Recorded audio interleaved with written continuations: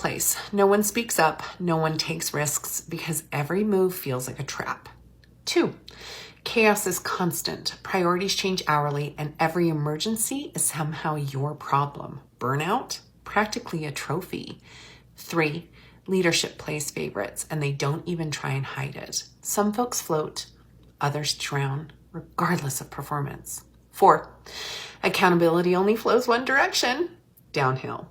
You're blamed for decisions you weren't even part of. 5, gossip is the only form of communication strategy. Transparency is gone, and Slack DMs are doing all of the heavy lifting. 6, people keep quitting, and instead of asking why, it's just they weren't a fit, as if that explains anything.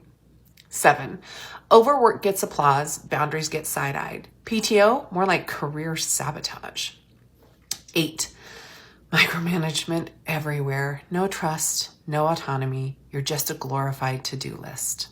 9, nobody's talking about growth anymore. Everyone's just trying to survive until Friday. 10, and the best one, your gut says it's toxic, but leadership tells you that's not our culture. Cute. If you're out of fingers, you are not crazy. You're in a toxic work environment. Don't let them convince you otherwise.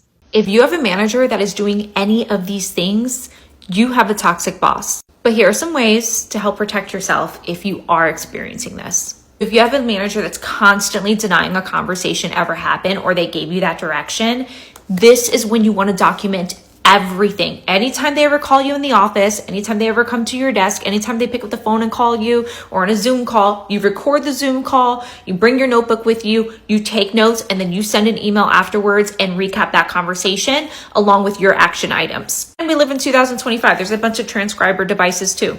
Whatever you say, whatever you do, just document it. And that goes right along with the leaders that constantly take credit for your work and your team's work. But when there's an issue, they will shift that blame right onto you and your team.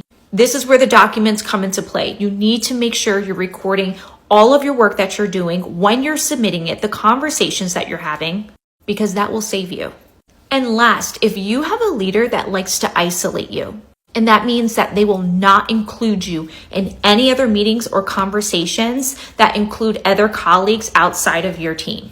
They don't allow you to showcase your work or interface with anyone else. Make sure that you are building connections and relationships in and outside your company.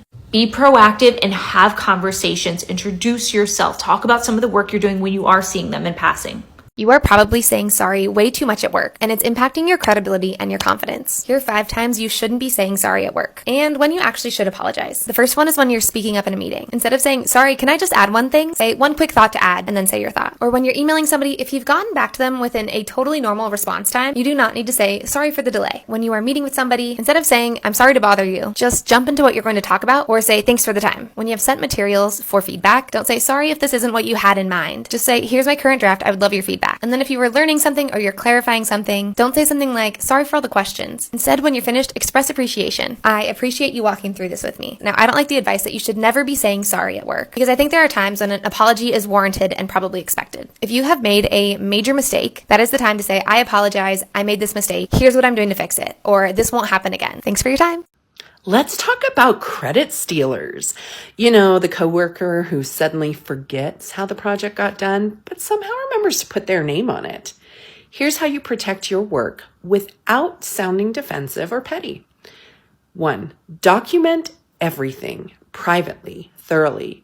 Keep those receipts. Who approved what, when it was submitted, and what you did. Timestamped emails are your best friend.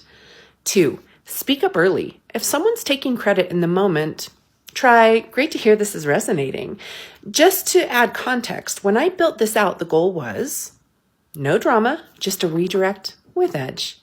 3, make your work visible. Weekly updates, project milestones, casually drop in your wins and your one-on-ones. If you don't tell your story, someone else will, and they'll get it wrong. 4, loop in allies. If someone saw you build the thing, ask them to back you up. Hey, can you vouch if it comes up in that meeting? Sometimes a cosign hits harder than self-promotion. And if it keeps happening, Be direct. Be professional. Try, I noticed my role wasn't mentioned in today's meeting. Moving forward, I'd like to be included when we share out work I've led. You don't need to beg for credit.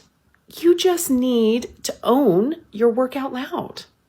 Nobody is telling you this, so I'm going to tell you this. This is the one thing that is keeping you from getting promoted.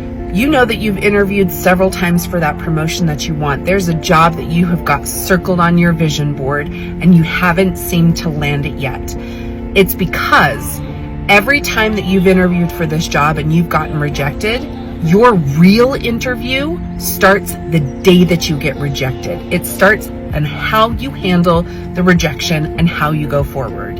If you have a chip on your shoulder, you have a nasty attitude about it, you complain about the process, you are never going to get that promotion. So learn how to handle the rejection and learn how to toughen up.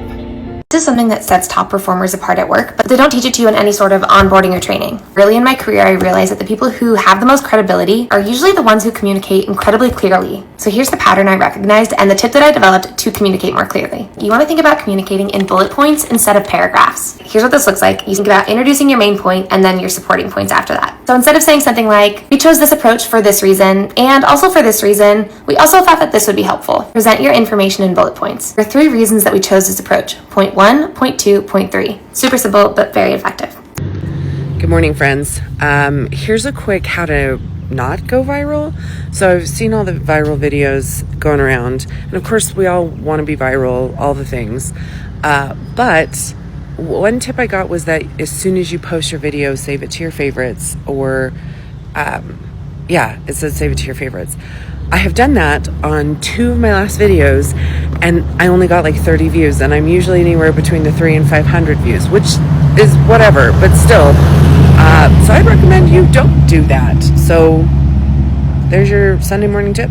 This is one of my favorite work and career hacks, and it only takes like 5 minutes. I'm Jack, and there's so many things I wish I knew sooner in work and my career, so I'm sharing those all here. Okay, this tip is the Work Wins Tracker. Spend 5 minutes at the end of each week capturing the projects that you worked on, your role, the impact, results, things like that, as well as any links to work product, your output. It's incredibly helpful for any reviews, promotion discussion, when you're updating your resume, when you're applying for a new job. Everything is here, and you don't need to spend any time trying to think about what you worked on, or what value you bring to a company. This is just an example. I like to use Google Sheets. You can use a Google Doc, Notion, whatever you like to use. I hope this helps.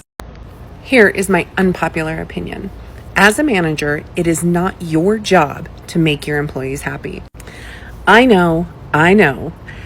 It is your job to create an atmosphere where you're operating with transparency,